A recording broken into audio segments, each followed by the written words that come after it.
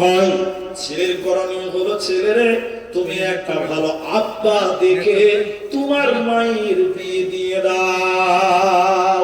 যদি মারা যায়, এই কথাটা লজ্জা করবেন না। আমাদেরকে দেখে ওস্তাদে মুহতারাম যিনারা এখানে আছেন, আলেম ওলামারা এখানে আছেন, আমি আপনাদের এই মসলাটা ক্লিয়ার করতে চাচ্ছি। কোন মেয়ের যদি স্বামী মারা যায়, ধরেন 16 বছরের মেয়েদের বিয়ে হচ্ছে, আজকাল হচ্ছে না? আপনার দিকে হয় না?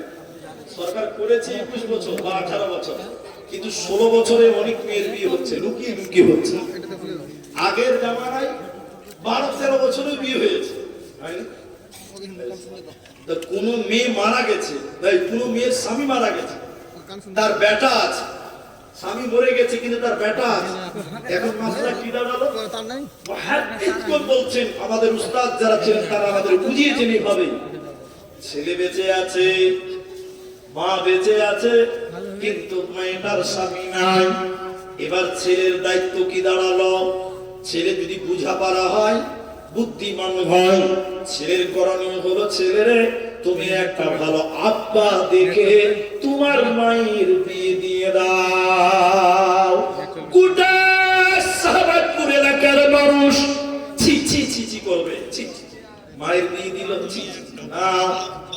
মুহাদ্দিসগণ বলছেন, না, তুমি তোমার মায়ের বিয়ে দিবে না। তোমার মায়ের ভিতরে যৌবন আছে এখনো। তোমার মা যৌবনের তারকে যদি লুকিয়ে কোনো গুনাহ করে, জিনা করে, পরকিয়া করে, ছেলেরে কিয়ামতের দিন মায়ের সঙ্গে বেঁধে তোমাকে জাহান্নামে দেওয়া হবে। অতএব লজ্জা করিও না। তবে তোমার মা যদি পুড়িয়ে যায় আর মায়ের ভিতরে যৌবন নেই, তবে তো কোনো মাসলা নেই। কিন্তু মা যদি যৌবন থাকে, যুবতী থাকে, বুদ্ধি যুবতী এখনো থাকে, ছেলের করণীয় হলো ভালো আব্বা দেখে মায়ের বিয়ে দিয়ে দাও। কেন? তুমি কিয়ামতের দিন বেঁচে যাবে। অতএব পুরুষকে নেতা বানানো হয়েছে, এই নেতারা দল, তুমি হুঁশিয়ার হয়ে যাও। তুমি তোমার নারীদের কন্ট্রোল করো আর ইনকাম করো, বিবিদের পেছনে খরচ করো। এদিকে সিম্পু আপনাকে কিনে দিতে হবে, ফেরালাতে আপনাকে কিনে দিতে হবে, আপনার স্ত্রীর তেল আপনাকে কিনে দিতে হবে, মেকআপ আপনাকে কিনে দিতে হবে।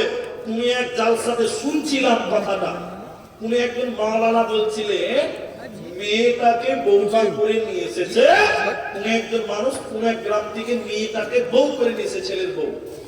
এখন ঈদের দিন কাপড় দেয় না মেয়েটাকে শ্বশুর বাড়ির লোকেরা, তেল সিম্পু কিনে দেয় না, দেয় না। কোন যুক্তিটা?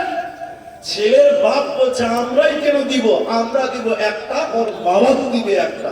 এই যুক্তি এখনো সমাজে দাঁড়িয়ে আছে। আমরা দিকে না, মেয়ের বিয়ে হয়ে গেছে, এরপরে ঈদের দিন মেয়ের বাপকে মেয়েকে কাপড় দিতে হয়, মেয়ের জামাইকেও কাপড় দিতে হয়। এরকম আছে না? আমরা দিকে নাই বলে না। আল্লাহ বলে, তুমি গালে কেন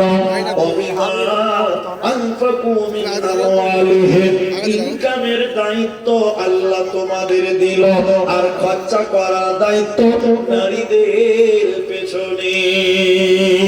কিন্তু দুঃখ কোন জায়গায়, কষ্টটা কোন জায়গায়? এদিকে দেখেন, আরে শ্যাম্পু কিনে দিই আমরা, তেল কিনে দিই আমরা, সাবান কিনে দিই আমরা, মেকআপ কিনে দিই আমরা, আর আমাদের ওই সুন্দরী বউ দেখে মজা মারে রাস্তার টোটোওয়ালারা। ঠিক বলো না ভাই?